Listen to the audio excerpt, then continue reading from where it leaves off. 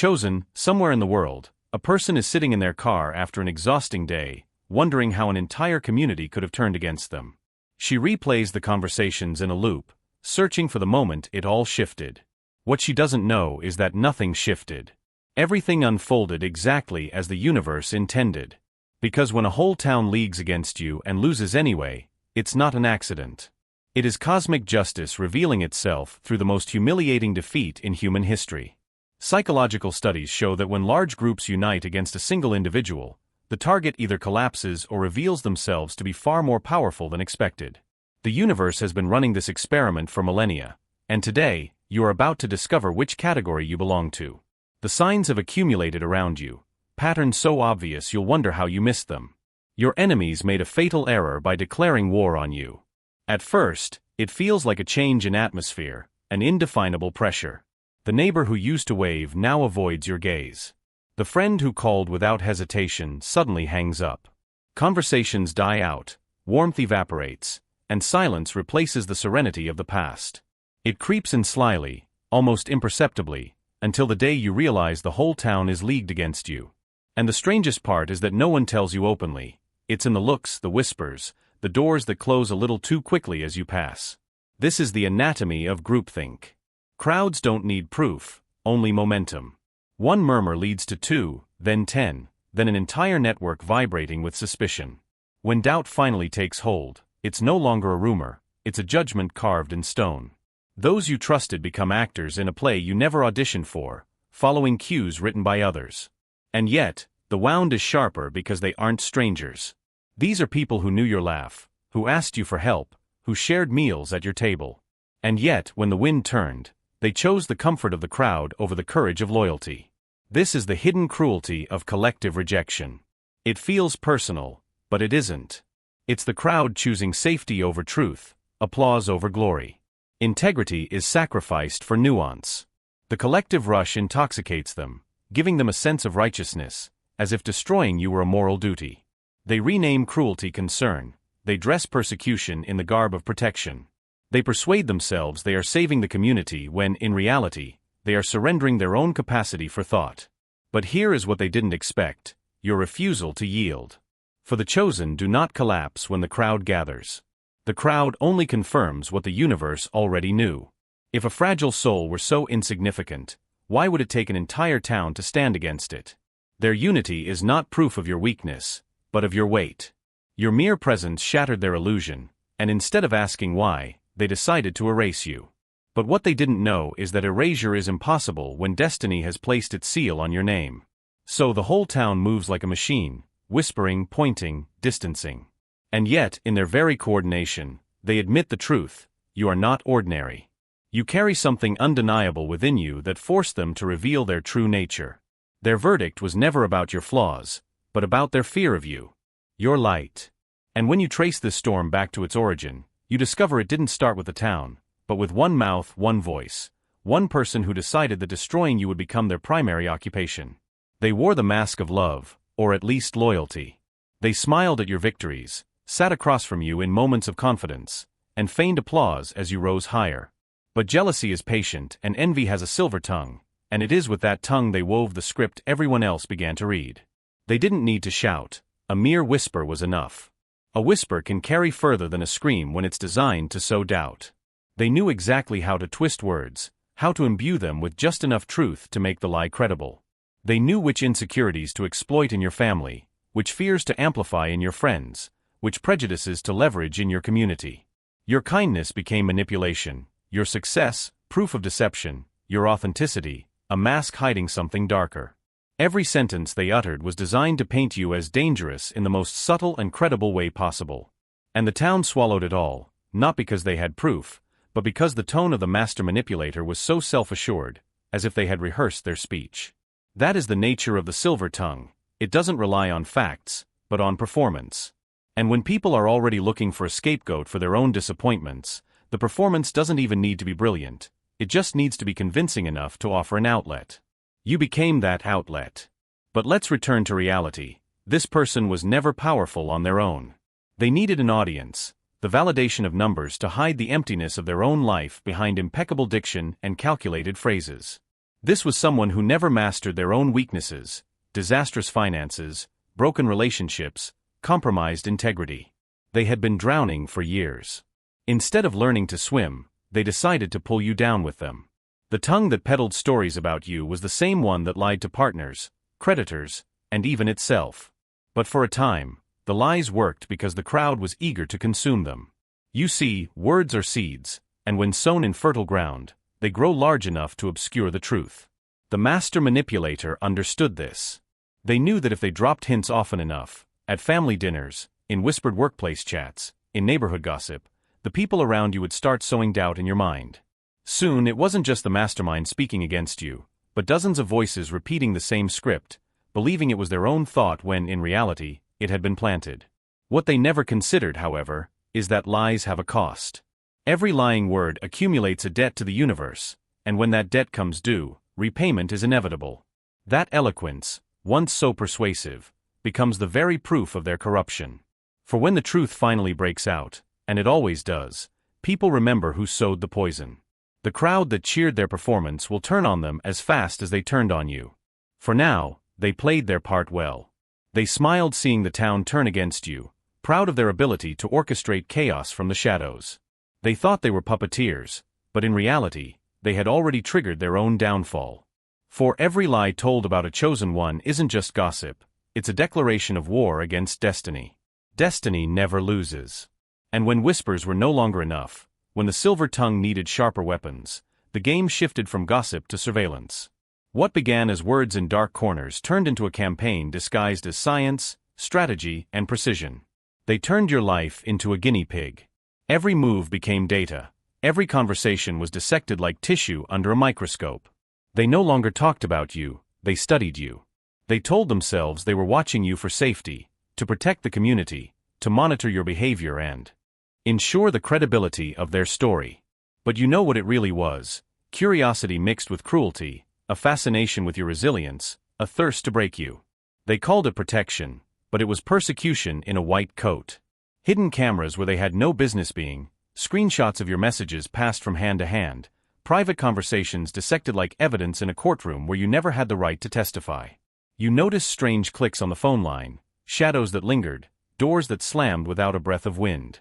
You wondered if you were imagining it. That is how psychological warfare works, leading the target to question their own perception until the questioning becomes exhausting. And yet, these were not brilliant scientists, but cruel amateurs wearing a mask of professionalism. Every tactic used was pulled from intimidation manuals. Gaslighting wasn't an accident, but a deliberate method. Fake reports weren't random, they were part of a documented system. Some even persuaded themselves they were conducting research, testing a person's resistance to coordinated psychological pressure. In their arrogance, they forgot the oldest law: you cannot conduct experiments on destiny without destiny conducting experiments on you. The strangest part is that they kept records, documenting their own cruelty like professors publishing a study, files filled with notes, timelines, observations. They thought this meticulous record-keeping would justify them, giving their persecution a professional rather than personal appearance. But every page filled became evidence, every scribbled note, a confession disguised as analysis. They weren't documenting your collapse, they were documenting their own moral bankruptcy. And when authorities, who should have remained neutral, joined in, it only deepened the illusion. Legitimacy, that badge that should have meant justice, became another mask of oppression. Reports were falsified, complaints ignored, evidence buried. You found yourself facing systems designed to protect you, only to see them turn into weapons aimed at your mental health. That was when you realized this wasn't just malice, but a machine. And yet, this machine had a fatal flaw: it was powered by human arrogance. For every surveillance camera has a blind spot, every spy leaves footprints, every fake report eventually contradicts another. In their obsession with watching you, they forgot to watch themselves. They forgot that the more attention they paid to you, the more negligent they became in covering their tracks. What they thought was science was actually sabotage. And despite it all, you remained bruised, shaken, yes, but unshakable. You endured nights of paranoia, days of exhaustion, moments of doubt so heavy you thought they would crush you. But you didn't crack. This refusal to collapse is what destabilized them the most, because what they wanted wasn't information, what they wanted was submission.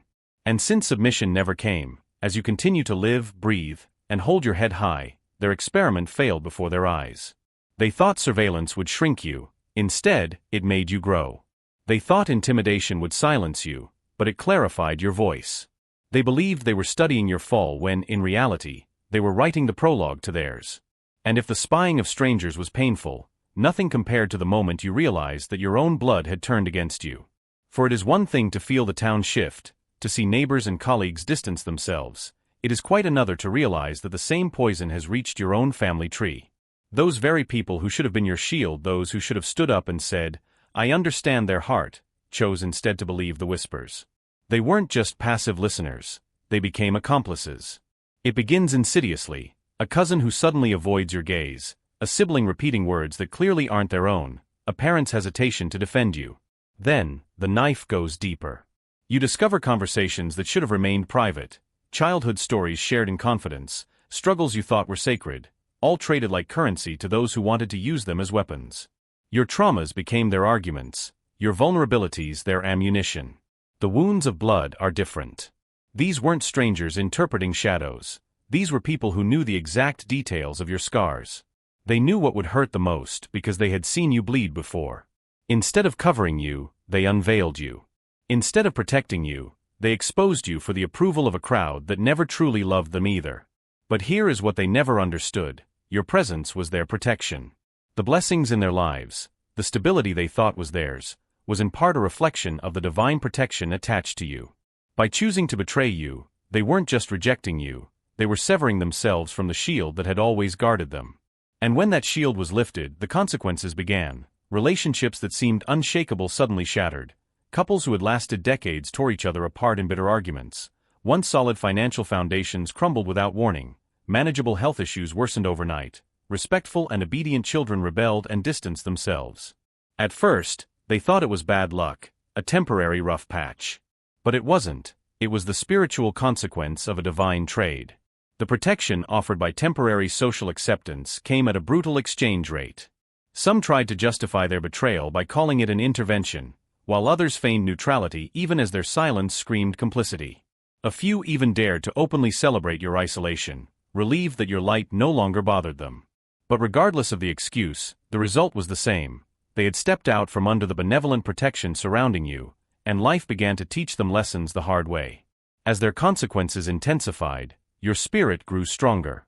For the chosen do not yield to betrayal, it enlightens them. You learned who was truly with you, who was only with your image, and who could never truly accept you.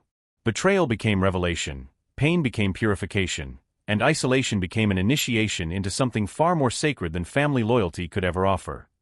For when the earthly family turns its back, heaven sends another, the spiritual family. These are people who recognize your light not by blood ties, but because they carry their own. They have walked through their own trials and know what it takes to survive. They appear at the precise moment you are exposed, not to exploit your wounds, but to help you heal them, yours and theirs. Loyalty is deeper than genetics because it is forged in the spirit, not the flesh. Betrayal broke something, certainly, but it also revealed everything.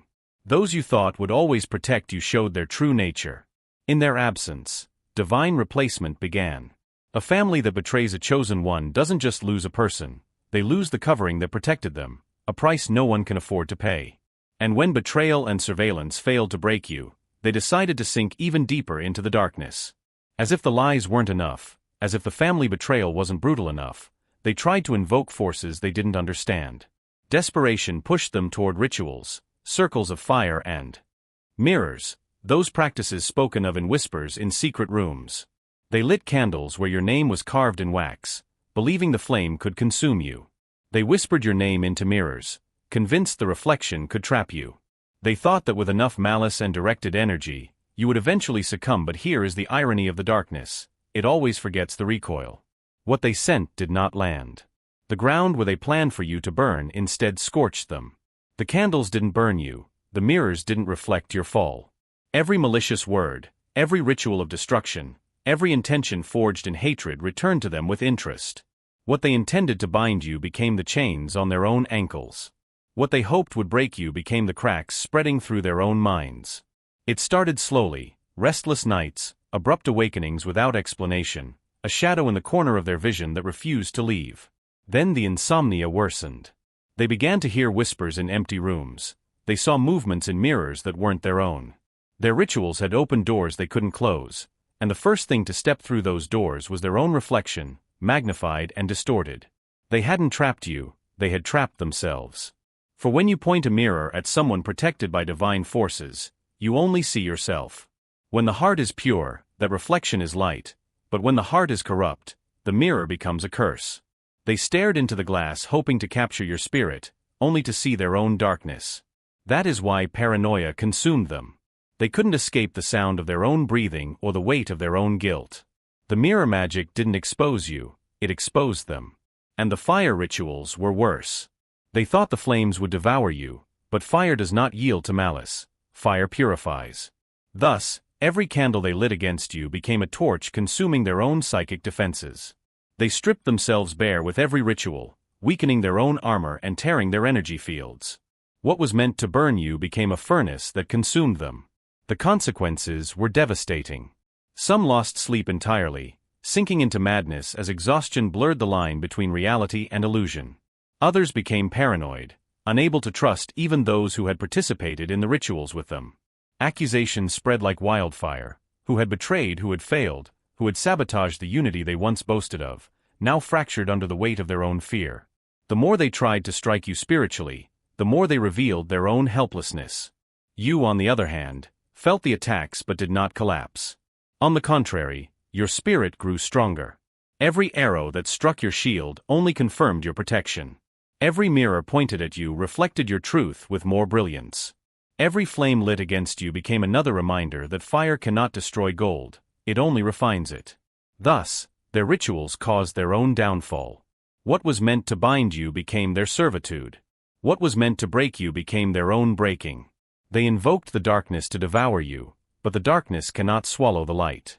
Light spreads, reveals, and multiplies. The chosen, even when surrounded by fire, emerge purified, not consumed. And when the rituals backfired, when the whispers began to crack, and when paranoia set in, they turned to one last tool, paper. They thought documents would succeed where gossip and fire had failed. They turned to forged signatures, fabricated complaints, and counterfeit reports.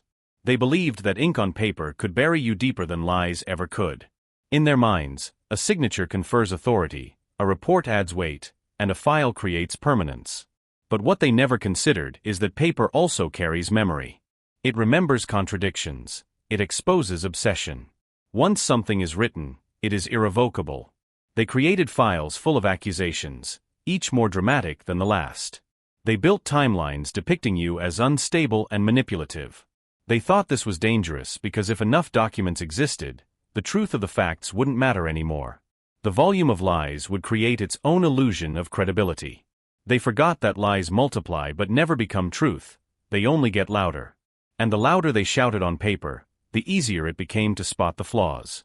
Lies can mimic the truth for a time, but they can never be consistent. One false report contradicted another, dates overlapped impossibly, and testimonies sounded rehearsed, echoes of a single script, word for word. It was as if they were copying from a master plan, forgetting that reality isn't a rehearsal. Their obsession with controlling the story made it implausible. The more they wrote, the more they unmasked themselves.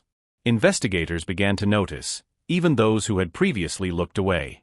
They started asking questions. Why were the same names associated with every complaint? Why did the details vary depending on the audience? Why did the evidence seem manufactured?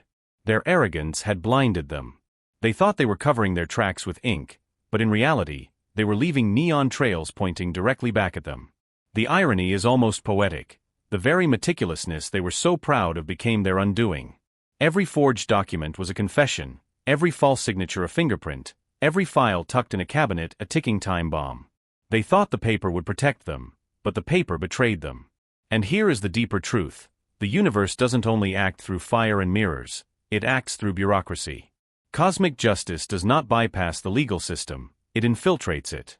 Judges, clerks, investigators, some felt a sudden impulse to look closer, to reread, to notice what had been overlooked. The very system they tried to manipulate began to turn against them. Meanwhile, you stood there, accused and burdened by the weight of their paperwork. It seemed endless, implacable. Another letter, another false accusation, another attempt to imprison you in the maze of bureaucracy. And yet, even as the mountain of paper grew, so did your resilience. The chosen are not crushed by documents, they are justified by them. The very paper meant to bury you became the archive of their crimes. One by one, the contradictions became undeniable. Hidden files resurfaced, reports that seemed solid crumbled under scrutiny. The weight of the lie collapsed under its own inconsistency. The puppeteer who once smiled behind a silver tongue could no longer maintain the performance.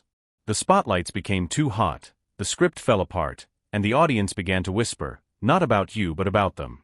They thought they were historians writing the story of your destruction.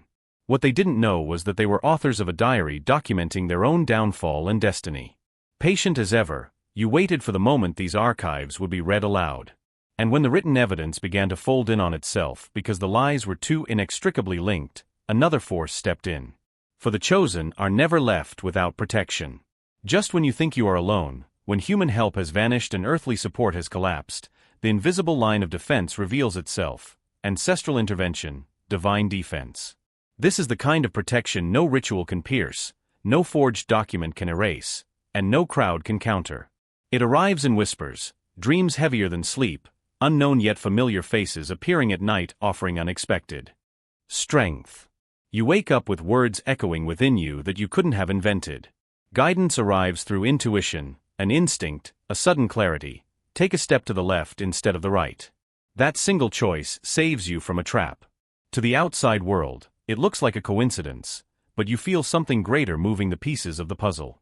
The same enemies who once believed they were in control are beginning to stumble. Their meticulously crafted plans are failing by a hair's breadth. Their secret meetings are interrupted by unexpected visitors. Their falsified evidence is misplaced or discovered at the worst possible moment. What they call luck, you recognize as divine choreography. Protection does not always manifest as shields and swords. Sometimes, it takes the form of timing so precise that it thwarts plots before they even ripen. And then there are those moments of direct confrontation, the ones they cannot explain. The lights flicker in their rooms when they speak your name with malice. Shadows move where no one stands. Photographs capture silhouettes behind them, invisible at the time. Fear creeps into their homes at night, not because of you, but because of the ancestral warriors who refuse to stand idly by while their descendant is attacked. These are not random hauntings, they are spiritual interventions. Generations who fought their own battles recognize the war being waged against you and return to fight at your side. The persecutors are agitated. They thought they were invoking power through their rituals, but their own walls are shaking. They hear footsteps in deserted hallways. They feel watched, not by you, but by forces that will not let them escape the weight of their actions. And the more they resist, the heavier that weight becomes. They are face to face with the reality they once mocked. The invisible realms are real, and justice operates there long before it reaches them. In human courts, you feel the shift. The paranoia that gripped you begins to fade. The weight on your chest dissipates, not because the attacks have stopped, but because the shield has been revealed. You realize you were never truly defenseless, that you never fought alone. The very blood in your veins carries warriors who refuse to let your story end in defeat. This is why the chosen cannot be erased. Your fight is never yours alone. It is the continuation of every ancestor who carried the light, every soul who refused to bow, and every spirit who knew that justice could be delayed but never denied. As they rose to defend you, it wasn't just for you, it was to remind the darkness that chosen lineages are never abandoned. While your enemies trembled with fear, helpless against the shadows, you stood taller, steadier, calmer, for you finally knew that what surrounded you was greater than what opposed you. Once the invisible defenders revealed their presence, it was only a matter of time before the visible world caught up. What had been hidden in whispers and forged in sealed files during secret meetings could not remain so. In the shadows, light does not negotiate with darkness, it exposes it. The network that once moved in concert began to collapse under the weight of its own exposure. It started with small leaks, a careless text left on the wrong phone, a document that should have been shredded but was misfiled, a panicked ally whispering into the wrong ear. Suddenly, the threads unraveled. Investigators stumbled upon contradictions they could no longer ignore. Employees reread reports and noticed details that didn't match. Even the most complicit officials began to realize that if they continued to cover the lies, they would go down with them. Survival instinct, The same instinct that once pushed them to join the crowd, now urged them to distance themselves from it. Then came the public cracks, courtrooms where false evidence was presented, revealing blatant flaws under cross-examination, meetings where once silent spectators began asking uncomfortable questions, media outlets whispering about corruption in places long left untouched. It was like a slow-motion domino effect, one revelation leading to another, until the illusion of control shattered completely. The mastermind of the operation, the one who started it all, found their voice trembling. Where once their confidence fascinated crowds, their tone now betrayed desperation. They repeated themselves constantly, their stories changed under pressure. Allies who once hung on their every word now looked at them with suspicion, for nothing unmasks a liar faster than the light being turned on. The lies that once sounded like sacred truths suddenly sounded like a stutter. The town that stood against you had to confront its own reflection. Those who repeated accusations without question now had to live with the shame of participating in something dark. Some retreated into denial, while others began to discreetly apologize to distance themselves from the one they had believed. The revelation forced choices, and everyone was compelled to choose a side, not between you and the mastermind, but between truth and lies. Through it all you remained there, not seeking revenge, nor plotting their exposure, but simply enduring until the truth broke out on its own. That was the secret they never understood. The chosen do not need to destroy lies. Lies collapse under their own weight when the truth arrives. You were allowed to breathe. You didn't need to orchestrate their exposure. Their own arrogance did it for them. What seemed like an unshakable fortress proved to be a house of cards, and with every card that fell, the entire town witnessed it. No one could deny what was happening.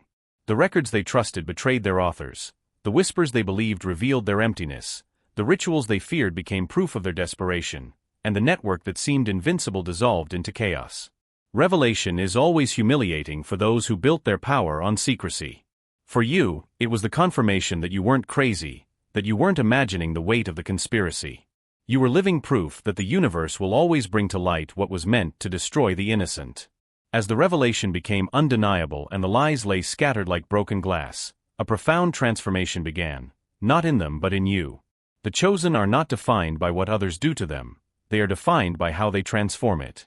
Every wound, every betrayal, and every false accusation that once threatened to destroy you was being melted down and recast into something stronger. Pain became your raw material, fire your forge, and from that forge emerged a version of you the world was never prepared to face. Think about it. What was meant to break you taught you what no classroom ever could. Isolation taught you discernment, to distinguish loyalty from opportunism and love from performance. Lies taught you clarity, to hold on to your truth even when the world screams otherwise. Betrayal taught you sovereignty, that your value was never tied to their approval. Every wound became a tutor, every scar a syllabus, every lonely night a chapter of your becoming. Here is the paradox. The more they tried to bury you, the deeper your roots grew. The more they tried to silence you, the stronger your voice became. They thought rejection would shrink you, but rejection was your initiation. The chosen cannot reach their purpose while still craving human applause. You had to learn that your approval comes from a higher source, and you learned it the hardest way possible, by being stripped of everyone else's. There were nights you cried and days you begged for the storm to end, but every time you thought you would collapse, an invisible force sustained you.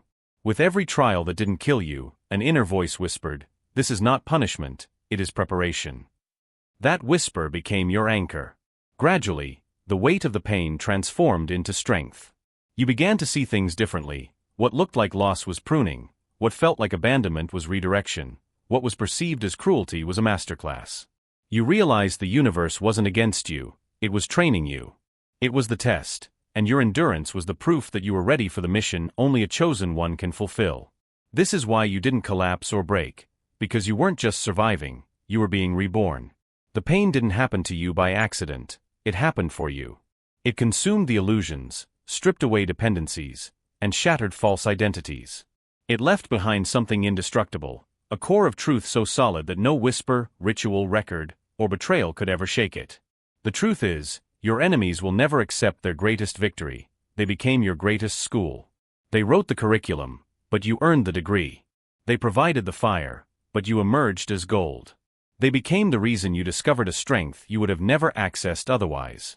Their malice was the soil that birthed your mastery. So now when you look at the rubble, you don't just see what they did to you, you see what it made of you. You don't see scars, you see marks of survival. You don't see betrayal, you see the blueprints of destiny. Pain didn't disqualify you, it certified you. When the lessons were over and the pain had finished its work of purification, you stood amidst the ruins of everything they tried to build against you. The whispers of the city fell silent. The evidence that once threatened to choke you lay scattered, evidence against them. The rituals had such a disastrous recoil that the practitioners could barely look themselves in the mirror. The family members who betrayed you faced consequences they never imagined. Yet there you were, neither broken nor bitter, but crowned. Coronation does not always look like a ceremony with trumpets and robes. Sometimes, it looks like a struggle for survival. It feels like holding your ground despite the forces conspiring to take you down. Sometimes, it feels like walking over the ashes of others' lives with your head held high, not out of arrogance, but because destiny has finally placed its seal on you in front of everyone who doubted. They thought the story would end with your humiliation, but the true end was their own exposure. They thought your silence meant defeat, but your silence drowned out their noise. They thought your absence would erase you, but it only made your presence more undeniable. Now, everyone who believed the lies must live with the truth. You were never the villain, you were the chosen. The coronation is not about revenge or triumph, but about embodiment, the realization that you are no longer who you were at the start. You are no longer the naive soul who believed loyalty was guaranteed or the heart that assumed truth would always speak for itself. You are much stronger. You are a warrior forged by fire, a sovereign who understands that respect is not requested, it is commanded by your presence. The irony is that they crowned you without realizing it. Every attempt to destroy you was another jewel on your crown, every betrayal a piece of your throne, every lie a brick in the foundation of your legacy. They built your coronation with their own hands, believing they were destroying you. That is the genius of divine justice. It uses their weapons to write your victory. So you stand now amidst the ruins, not as a victim, but as the master of your own destiny. The crowd that mocked you is silent. The leader who strutted with confidence now trembles in the shadows. And you move forward, unperturbed, unshakable, and without remorse, because you have learned the most important lesson: you don't need their approval to reign. Their opposition alone revealed your authority. This is the coronation of a chosen one, not given by men, not elected by the crowd, not passed through bloodlines, but conferred by destiny itself. And once destiny has placed a crown, no human hand can take it away.